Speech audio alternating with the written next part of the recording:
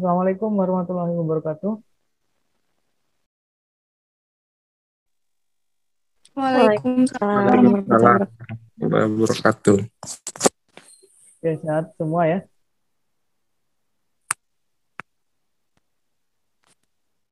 Sehat, Pak. Sehat Oke. tuh Pak. Nando kelihatan lebih fresh. Rambut baru Nando.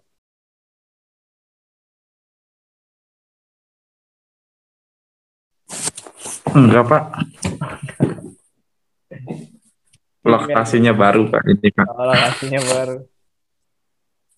Di kota yang sama tapi. Enggak Pak, udah di Bandung ngekos. Oh, udah di Bandung. Oke. Oh, untuk perkuliahan semester ini, semester depan, udah ada kabar belum dari kampus? Belum Apakah Pak, kalau soal itu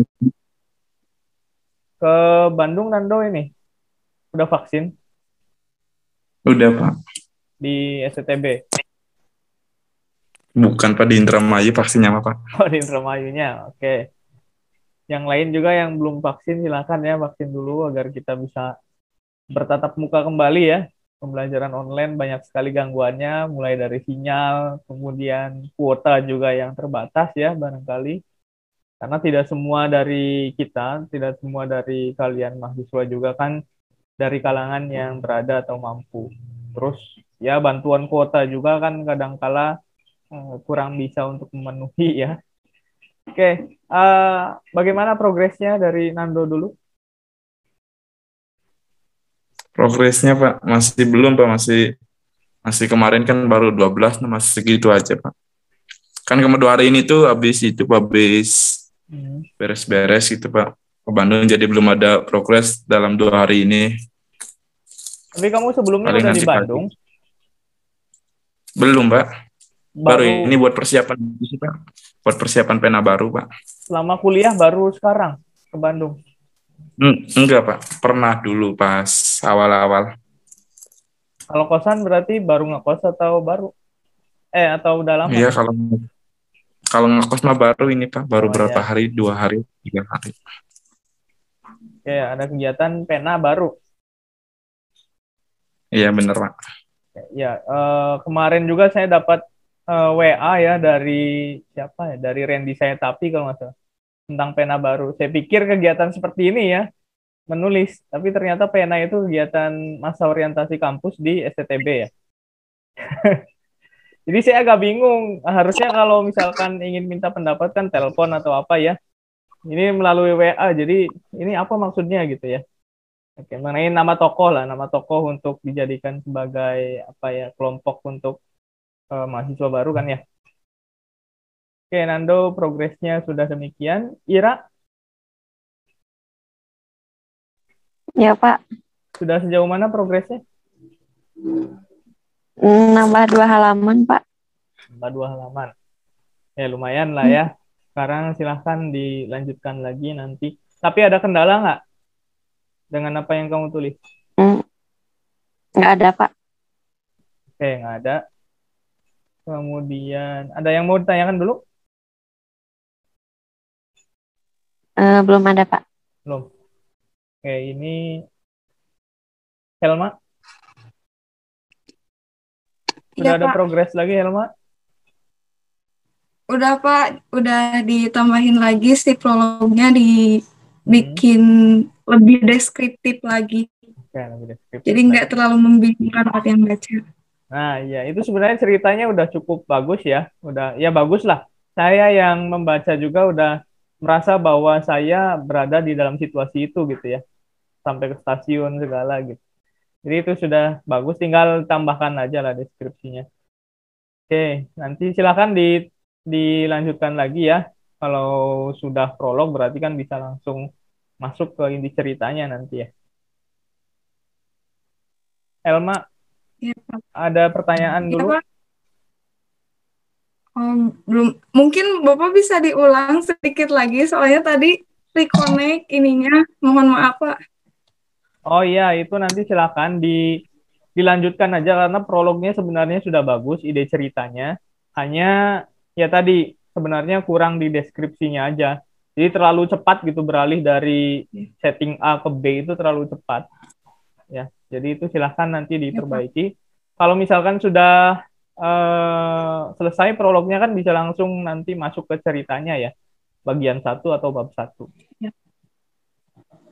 Oke, Ya, ini Pak. saya mohon maaf kalau misalkan putus-putus ya, karena tidak di ruangan depan. Oke. Nah, ini juga ada kawan saya ya. Saya manggilnya ini Kang, Mas, atau Cak ya. Ada Pak Henry ini dosen dari Unpam, Universitas Pamulang ya. Halo bro, Assalamualaikum.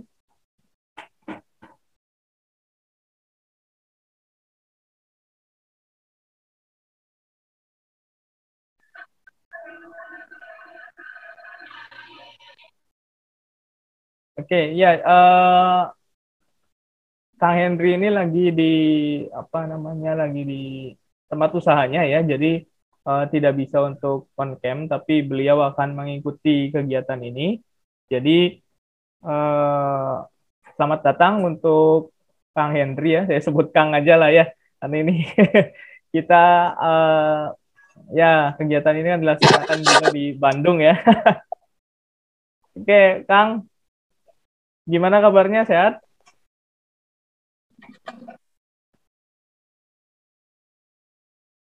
Alhamdulillah sehat.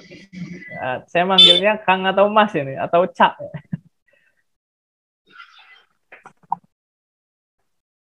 Ya,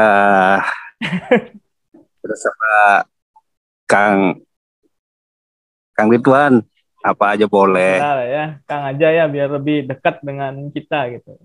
Oke, sebenarnya Kang Henry ini orang Madura ya, jadi makanya saya bilang Cak tadi. Ya, bebas lah ya. Yang penting kita tidak terlalu formal, tidak menggunakan Pak ya. Oke, selamat bergabung Kang ya.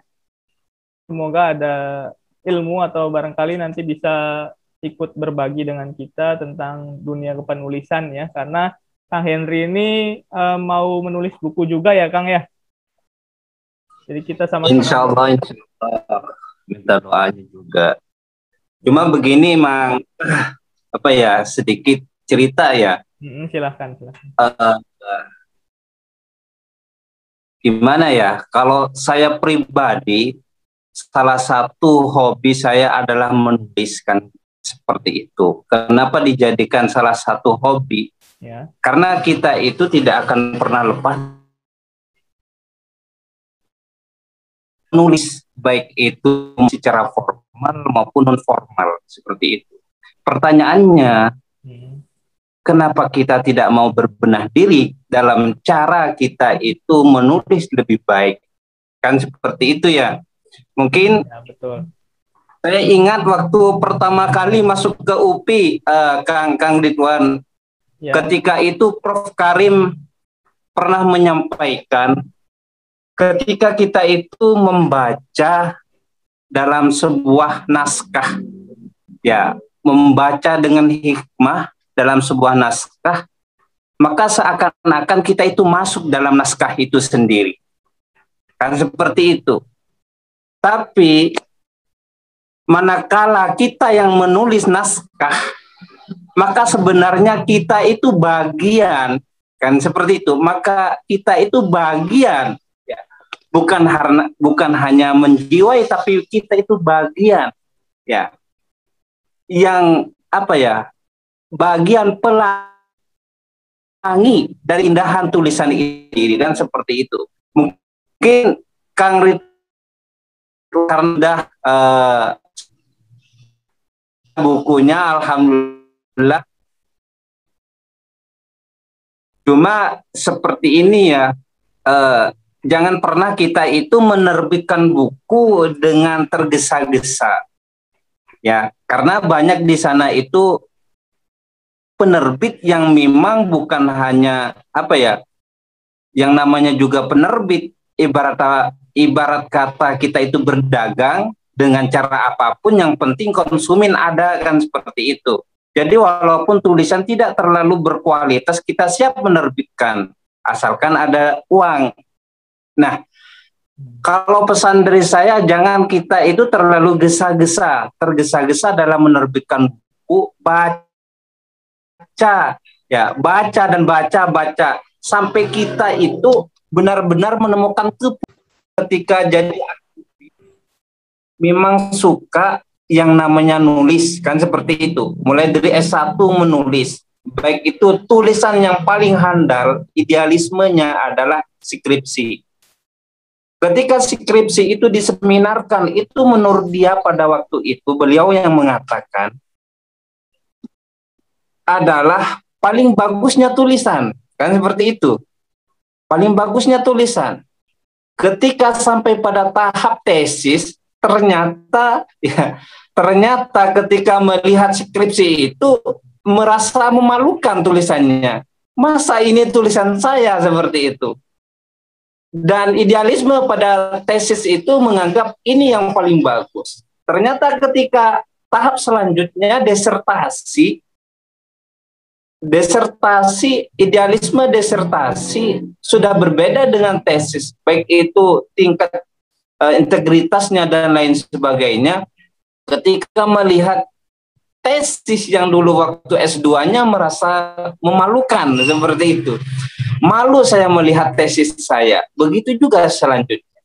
Artinya kalau saya memaknai bahasa-bahasa seperti itu, memang penguji saya, Prof. Swarma itu mengatakan, baca, ubah, perbaiki. Maka ketika kita itu sudah melakukan proses, insya Allah proses itu akan lebih baik, bukan lebih buruk. Mungkin itu ya Kang yang saya tangkap ya. Makanya saya mohon pada teman-teman, saya juga ini suatu inisiatif yang digalakkan oleh Kang Ridwan, untuk saya juga progreskan nantinya ya, untuk mahasiswa saya di sini untuk melakukan kegiatan literasi, dan atas apa yang dipahami oleh mereka bisa ditulis juga dengan adanya kolaborasi seperti ini. Ya, itu ya Kang, mungkin dari saya Kang. Saya terima kasih diajak untuk berdiskusi dan ikut serta. Mungkin untuk nanti juga saya mau mendengarkan, cuma apa kata tadi saya sampaikan ya Kang, saya lagi ada di luar, bukan berarti saya tidak ikut serta, bukan saya tidak menyimak ya. Insya Allah saya menyimak. Iya, terima kasih Kang. So Kang, dilanjut. Ya, terima kasih Kang Henry ya atas tadi ada nasihatnya ya dari Kang Henry, luar biasa. Memang kita ketika sebagai penulis pertama atau pemula itu kan kadang-kadang ingin cepat buku itu terbit ya, tidak sabaran lah bahasanya. Nah, memang itu yang saya lakukan ketika menerbitkan buku pertama itu, tidak langsung menerbitkan ya. Seperti yang tadi Kang Henry katakan bahwa ya saya bersabar begitu mencari penerbit yang benar-benar memiliki kualitas gitu agar buku saya juga bisa diterbitkan tetapi memiliki kualitas gitu. Karena penerbit yang selektif atau penerbit mayor itu kan biasanya memiliki standar tersendiri. Berbeda dengan penerbit yang self publishing misalkan ya, yang kita misalkan punya uang, kita bisa langsung menerbitkan. Nah, barangkali itu ya yang saya tekankan lagi dari kalian, ya itu pilihan lah. Kalau misalkan kalian ingin pengen cepat-cepat terbit, ya silakan saja, tapi semuanya ada konsekuensinya gitu ya. Tapi ya alangkah baiknya ketika kita menulis juga kita memiliki kualitas, sehingga nanti ke depannya orang sudah tahu gitu siapa penulis ini. Karena kalau misalkan kita menerbitkan di penerbit yang asal terbit misalkan ya, kan kurang terkenal nanti naskah kita. Nah, itu lagi-lagi menjadi satu keuntungan dan kelebihan masing-masing lah. Oke, saya evaluasi dulu ya beberapa di sini. Oh ya, untuk Kang Henry ya, ya semoga nanti kita bisa berkolaborasi ya, bersama-sama membuat mahasiswa menulis ini kira-kira bukan hanya menjadi satu hal yang kita lakukan di kampus kita saja, tapi semoga bisa kita gunakan untuk seluruh mahasiswa di Indonesia ya. Kita berkolaborasi dengan berbagai teman-teman kita yang ada di sekitar, ada di berbagai kampus ya, terutama di Indonesia. Jadi siapa tahu gerakan ini bisa menginisiasi literasi, terutama bagi generasi milenial juga. Karena sekali lagi tadi dikatakan buku yang bagus itu adalah buku yang dihasilkan dari pembaca yang suka membaca. Ya, kalau ingat tadi Prof. Suwarma itu yang saya ingat ketika mengajar itu, kalian itu kalau membaca buku itu pakai mata atau pakai otak katanya. Nah itu sebuah pertanyaan yang sederhana tetapi sulit dijawab ya. Maksudnya pakai mata atau pakai otak ya. Ketika kita membaca itu jangan sampai asal membaca saja, tapi kita bagaimana caranya agar bisa memaknai apa tulisan yang kita baca itu, gitu ya. Sehingga orang yang membaca dengan tidak itu sebenarnya bisa dibedakan. Ketika dia benar-benar membaca, besok itu masih ingat. Tetapi kalau membacanya asal-asalan, besok sudah lupa, gitu ya. Oke. Fijar, ada progres lagi? Untuk progres Pak, saya baru nyobain sih mau menulis fiksi. Kalau dari kemarin kan saya nyobainnya yang non fiksi. Oke, sama puisi juga. Berarti sesuatu yang baru ya? Ya Pak. Cuman agak susah sih kalau misalkan non fiksi gitu. Jadi apa namanya Pak? Jadi imajinasinya kadang kan ya mungkin terkendala juga gitu di permasalahan kerjaan gitu Pak. Jadinya imajinasinya kadang ada kadang enggak gitu Pak. Agak susah juga. Tulis aja dulu ininya ya, inti ceritanya mau kemana gitu ya, buat outline-nya ya yang minggu lalu sudah kita bahas ya. Ya silahkan. Iya Pak, terima kasih Pak. Ya. Septian, sudah sampai mana Septian?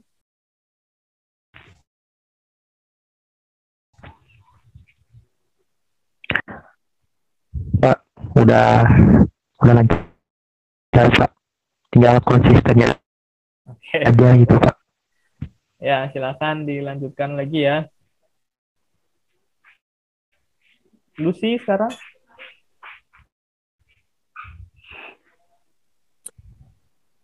Iya Pak, sedang on progress, baru beberapa halaman, insya Allah nanti naskahnya dikirim ke email Bapak di Sabtu pagi. Oke, saya tunggu ya. Fiksi non-fiksi? Fiksi Pak. Fiksi, oke. Ada pertanyaan dulu?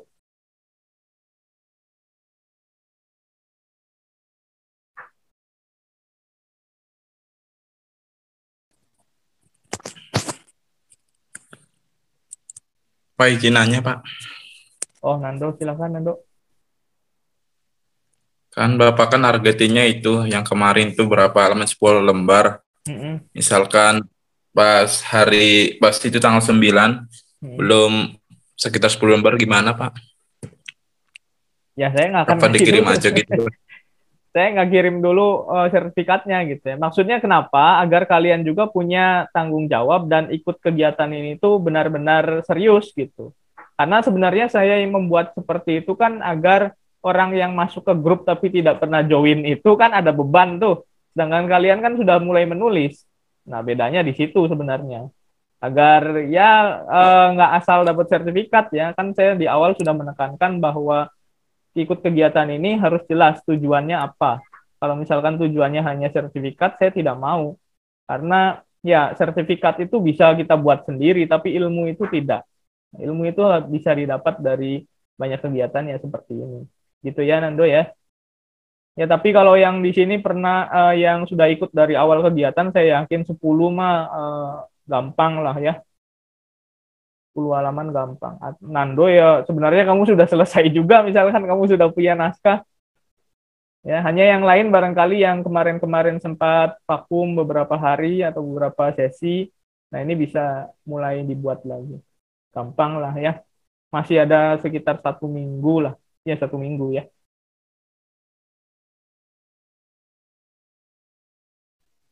Oke, itu Nando. Kemudian yang belum. Febrianti. Iya, Pak. Sudah sejauh mana progresnya, Febri? Masih baru selesai beberapa halaman saja, Pak. Ini masih Ya, Lanjutin lagi, Pak. silahkan dilanjutkan ya. Oke, nah ini. Tadi ya memilih penerbit yang pertama, kita lihat dulu penerbit yang selektif atau mayor lah orang menyebutnya. Untuk penerbit selektif ini memang memiliki kebijakan yang ketat dalam menerima naskah ya. Jadi tidak bisa naskah yang asal-asalan. Jadi naskahnya itu memang harus runut, harus sistematis, kemudian ya kalau kita berbicara kualitas ya memang harus berkualitas ya. Kalau misalkan fiksi ya benar-benar ceritanya itu nyambung, runut, jadi tidak cepat berpindah ide cerita gitu ya. Kemudian memiliki jangkauan yang lebih luas dari jenis penerbitan lain. Jadi maksudnya ini adalah mangsa pasarnya ya, pangsa pasarnya. Misalkan kita ambil contoh Gramedia. Gramedia itu kita tahulah di semua kota di Indonesia ada gitu ya, itu Gramedia. Kemudian penerbit yang bekerja sama dengan Gramedia sebagai toko buku terbesar di Indonesia juga pasti memiliki jangkauan yang lebih luas dari penerbit yang lain gitu ya. Seperti penerbit yang saya gunakan di buku pertama itu juga kan memiliki kerjasama dengan Gramedia. Sehingga buku saya bisa masuk ke Gramedia kan. Kemudian untuk penerbit selektif ini, mereka itu akan menginformasikan lolos tidaknya naskah dalam waktu 1-3 bulan. Ya. Ini paling cepat loh ya, paling cepat 1-3 bulan. Paling lambat, kita bisa itu sampai 6 bulan. Ya.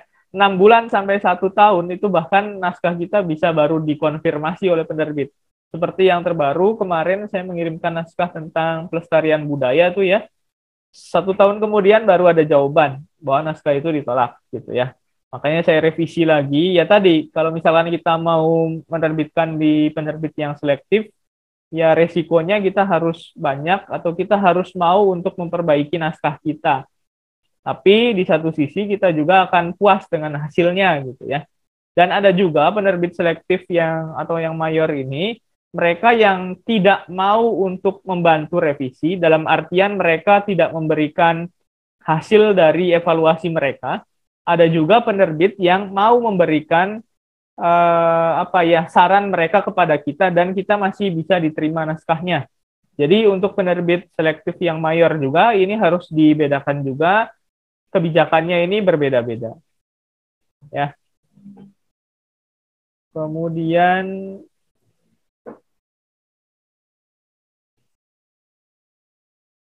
ini yang muncul di kalian slide tentang PowerPoint bukan?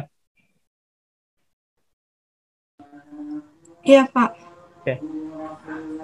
Kemudian penerbit yang self-publishing. Ya. Self-publishing yang kita tahu lah, kita pernah bahas sebelumnya bahwa penerbit ini memang sudah pasti terbit. Artinya mereka ini mengurus segala keperluan penerbitan sendiri, mulai dari layout, editing, bahkan hingga memasarkan karya penulisnya. Ya. Nah, jadi biasanya untuk self-publishing ini kita sudah selesai semua dengan itu ya, dengan naskah kita sesuai dengan kebijakan mereka.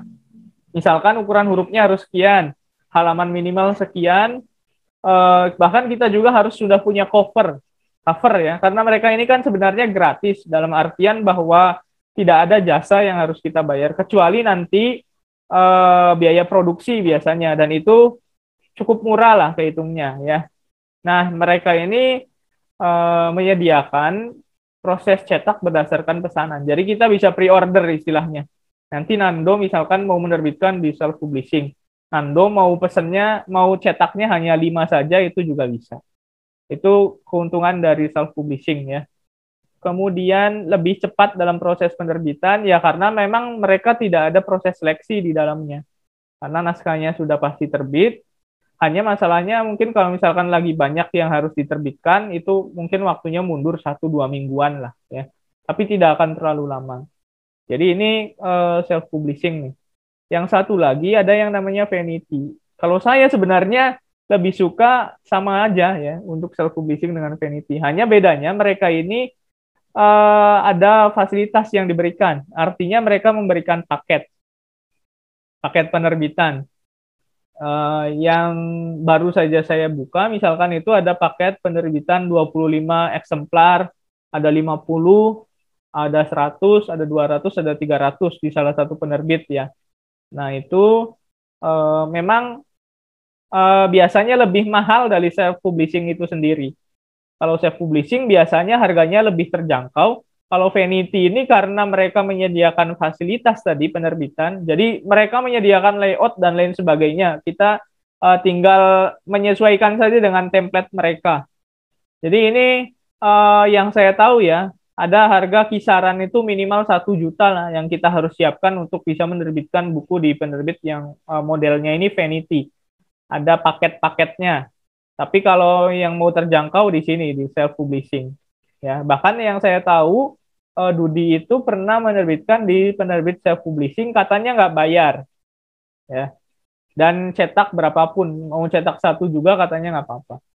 Nah, itu self publishing dengan Vanity bedanya. Dua-duanya pasti terbit, hanya ya fasilitas, karena fasilitas maka ada uang lebih yang harus kita bayarkan, gitu ya. Ada pertanyaan dulu tentang ini?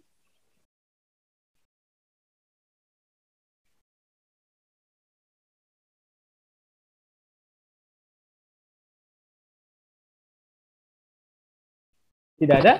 Berarti ya, Nando? Secara keseluruhan lebih menguntungkan yang mana berarti, Pak? Tergantung kita pilihannya mana, Nando.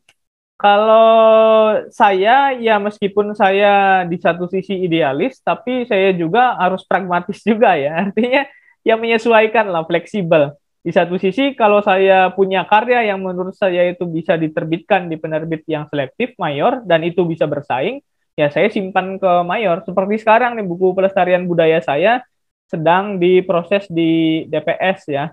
Nanti kita bahas lah DPS itu apa. Nah, ada lagi satu naskah lagi yang menurut saya itu tidak mungkin untuk diterbitkan di penerbit selektif karena kumpulan artikel tadi ya. Yang penting terbit dulu aja lah. Minimalnya kita masih bisa membaca naskah kita, gitu, naskah saya gitu ya. Jadi itu saya kirimkan ke belum saya kirimkan, hanya mungkin ya nantilah menyesuaikan waktunya ya. Mungkin akan saya kirimkan ke Vanity ini. Tapi Vanity juga bukan Vanity yang mahal karena setahu saya ada juga Vanity yang harganya di bawah 1 juta, yang waktu itu saya pernah katakan bahwa mereka promo bulan Agustus itu ada yang kita bisa cetak 5, yang satu untuk kita itu di angka 200.000. Ya itu kan cukup terjangkau. Tapi saya belum berkomunikasi dengan mereka. Tapi nanti mungkin kalau misalkan saya akan menerbitkan, mungkin saya akan menjajaki kemungkinan-kemungkinan dengan penerbit ini, self-publishing dengan penerbit Vanity. Kalau Nando, jadi tergantung juga Nando ya, itu pertama. Kedua, kalau Nando ini jangkauan teman-temannya luas, Nando punya kawan-kawan di lintas organisasi gitu ya, ya sebenarnya lebih menguntungkan self-publishing atau Vanity, Nando. Kenapa? Karena mereka ini royaltinya ini lebih besar daripada selektif atau mayor. Karena ini yang menentukan kita sendiri kan. Bahkan di penerbit self-publishing itu bisa 100% keuntungan untuk kita sendiri. Karena kita istilahnya hanya menitip cetak saja. Kalau saya sebagai dosen tentu memiliki keuntungan ketika menerbitkan di self-publishing, tapi naskahnya tidak terlalu bisa bersaing di skala nasional misalkan ya. Tapi kan saya punya mahasiswa gitu. Kalau misalkan itu buku ajar, maka keuntungan terbesar ada di sini, self-publishing. Karena misalkan kita beli dari penerbit itu, ongkos ya misalkan ongkos titip cetak gitu ya, dan ISBN lain sebagainya, misalkan hanya di angka 30.000. Nanti kita menjual itu bebas, Nando. Terserah kita. Ada penerbit yang seperti itu. Jadi keuntungannya akan lebih besar di sini. Tapi sekali lagi, karena kita kan penulis pertama, sebenarnya kalau berbicara keuntungan sebagai penulis pertama ya ke sini, selektif mayor. Karena kita belum punya jangkauan kan, kecuali Nando punya posisi tertentu.